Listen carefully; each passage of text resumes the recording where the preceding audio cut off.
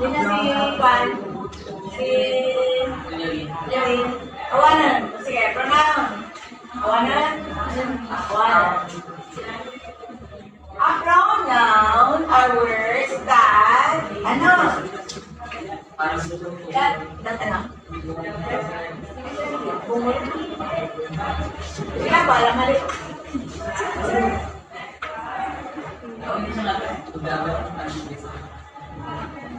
Ano yung ano? Mga replace and now substitute. Hindi isang prostitute. Substitute and noun. Instead of talking, repeated noun, use pronoun. Sino na tuyo? Tuyo ka matalan? Sige. Karoon, yung saot mo na, ano na tuyo sila kaya computer na. Sige rito mo. Okay, we have time. Personal. Refer to specific persons again. Where can be. Can act as a subject, object, or possessive. And be singular or plural.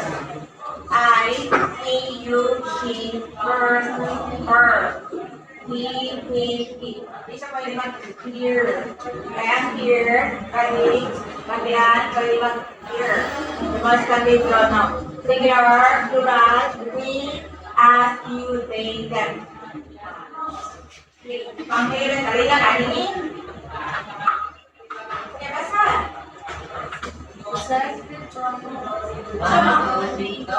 Possessive pronouns indicate ownership or possession. For example, mine, yours, his, hers, its, ours, theirs. Reflexive pronouns name a receiver of an action who is identical to the word of the action.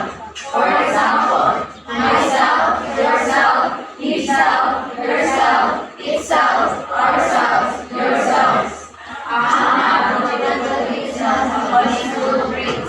Sige. Possession, mine, yours. Reflecting atong tanan nga may self. Including yourself. Sige, reflecting. Intensive. Intensive emphasize a noun or another pronoun. Malagyan ko, myself.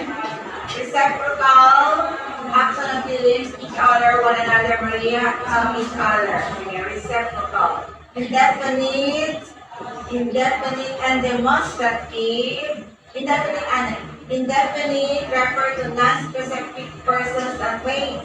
For example, all, another, other, anyone, both, each, etc. Everybody, nobody knows that where is the pencil.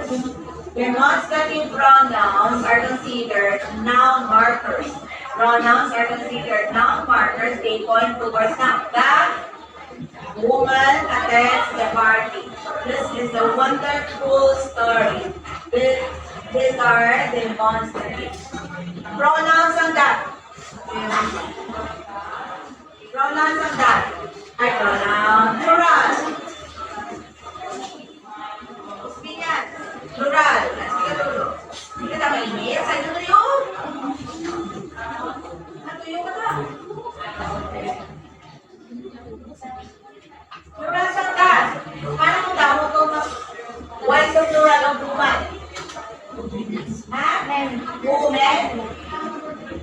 Women. O kung tama siya ito paano ako ulit sa English.